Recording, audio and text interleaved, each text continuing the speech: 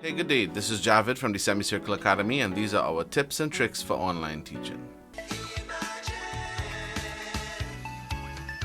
Virtual teaching is twice as hard as face-to-face instruction, but we found some ways to streamline the process to make it an efficient and effective class for both the student and the teacher. Now, there are many different methods and ways to go about teaching online. These are some of the ways that we found to be the quickest and easiest transition from the classroom to the virtual classroom. So first off, we have Google Classroom. Now, everyone should know Google Classroom by now. There are many other platforms that you could host your class in. This is an example of some of our classes. Let's check out the CSEC class. And in the CSEC class, we have our virtual classroom here. It has a stream just like Facebook. Anything that we post in the classroom will pop up on this stream, and it will also pop up in the student's email. You can see here we usually leave the link in the stream for our online class, but we'll talk about that in a minute. Students could also leave comments and post things in the stream. Next, we have the classwork area. Now, we've been doing this for a while, so we were able to compile the entire CSEC mathematics curriculum into lessons on our Google Classroom here. So you can see in every one of these topics, we have videos on YouTube, where we also have Google Slides with all sorts of notes, calculations, and questions. And we could also have assignments, and you could notice the symbols for assignments here. These assignments could also have due dates as well. Now, all this might seem tough to put together, but we did not accumulate the full curriculum from day one.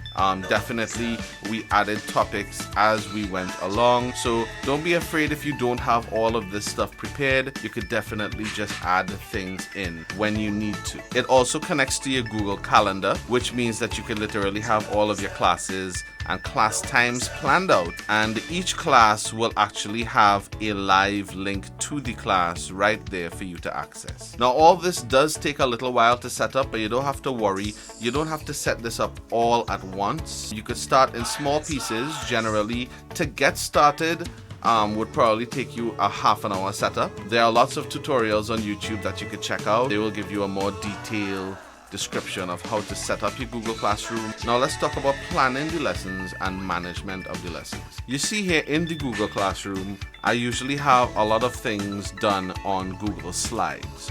Now, you get Google Slides as part of your Google Drive, and it's kind of like PowerPoint. Now, I usually like to use this to put together lessons simply because you could really make the lessons stand out. You could make them jump out. You could use diagrams and such. However, using Microsoft PowerPoint is actually better for a certain reason that we'll talk about in a minute.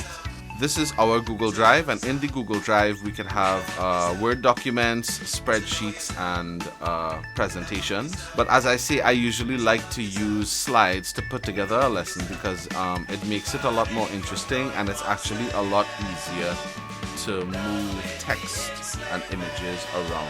Now, you can see here that I am using Google Classroom, and I'm also using Google Drive with Google Slides and a whole suite of Google products.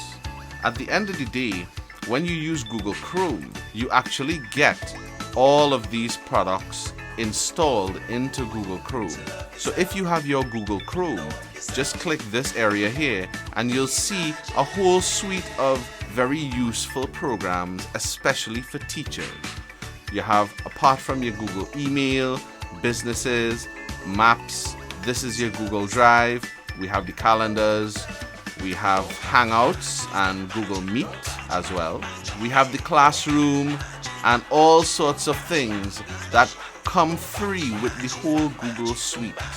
So because everything that I'm using is Google, means that I would usually try to tell my students to use Google Chrome when they are attending class. That way everything runs smoothly. Some of these Google applications will have a problem with other browsers like Safari or Edge. So just to be safe, all students should be using Google Chrome as well as you, the teacher. One of the other things I like to use is Microsoft PowerPoint. Now, Microsoft PowerPoint, when it comes to planning lessons, will actually allow me to draw and write stuff. So instead of typing out mathematical equations, it's a lot easier to just write them out. Another really powerful tool when I'm teaching the live class, and we'll talk about this, is Microsoft OneNote. Now, Microsoft OneNote, we'll see how it sets up here. It's actually an infinite page, right? The page goes on and on and on and on forever. And of course, we could create different pages. So whilst all this looks scrappy, this is actually a lot of work that accumulated over a long period of time. So I could actually set up Microsoft OneNote here, where I have a section, say, for example, I have the section for CSEC, and I could actually create a page for different topics and different classes. And then I could actually use this as a whiteboard in a live class. Now, all of these things come standard in any computer. So no matter what system you're using, you will be able to get a Google Chrome browser for it, and you will be able to access a Google Classroom or Drive. Now, when it comes to the online class, we like to use Hangouts for many reasons. But as I said, there are many different things that people use. Zoom is often a popular one. Then there is also Google Meet. There is AnyMeeting. There is Microsoft Teams. You can find a whole bunch of them. One of the advantages of Google Hangouts is that I could just post the link for the class in the Google Classroom, and the student could just click the link and jump right into the class. So there is no class code, there is no asking for permission. This is an advantage because many things could happen in a virtual class. Sometimes the student's internet connection might not be great and they might get bumped off. In this way, they could just click the link and jump right back into the classroom. So it's really the easiest thing for the teacher and the student, as well as the teacher does not have to keep giving the student permission to enter the classroom. I honestly love AnyMeeting. AnyMeeting is one where you could leave a link and the students could just jump into the class, so there's no permissions and all of that. Also, AnyMeeting will allow you to control the student's camera and microphone in case a student leaves their microphone on or their camera on. AnyMeeting allows you all sorts of controls. The students can actually take control of your mouse and manipulate things on the teacher's computer screen, which I think is pretty cool. AnyMeeting works really well for large classes. So you could have a large amount of people there. And also, one of the advantages of AnyMeeting is that there is this built-in thing for recording your class. Now let's talk about screen recordings. Screen recordings and the recording of live classes, I think, is incredibly important. Save the lesson to YouTube as an unlisted video and share that lesson in the Google Classroom in the classwork topic that the student is studying.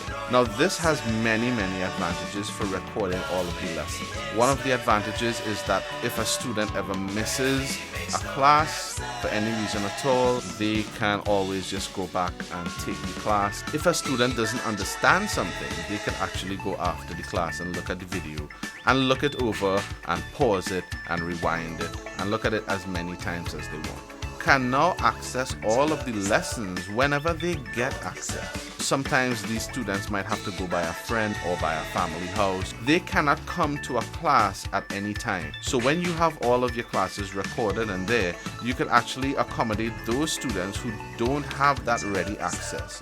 So let's talk about equipment, and there isn't much equipment that you need other than a working computer and a good internet connection. I do have one secret weapon that makes life really easy, and that is this Huion H640p pen tablet. The reason why I chose this particular model is because the pen does not require a battery, so you don't have to worry about battery life. This makes it very easy to write. Do not attempt to write anything with your mouse, and all of the hairs on your face will start to get gray like that. So once we have the live class, it's easy to just share the screen, and you can use a page on your Microsoft OneNote, and with the pen, it becomes really easy to teach like a whiteboard.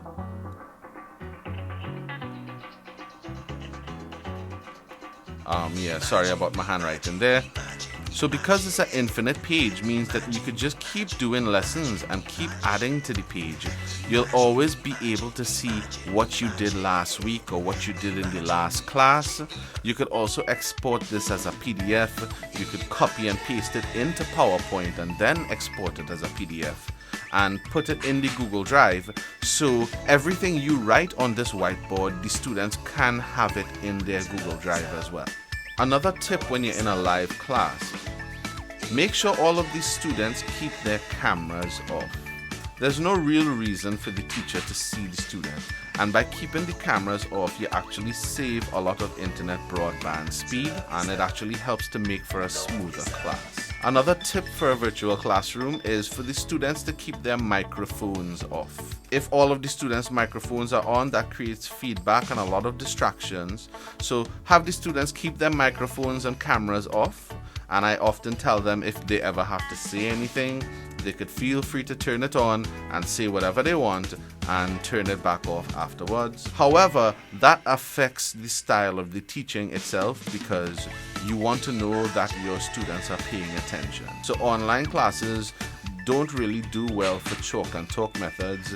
You want to have a question-based class so that you will always be engaging the students and you'll always be asking them questions so that you know they are paying attention and that they're actually listening and that they're actually there.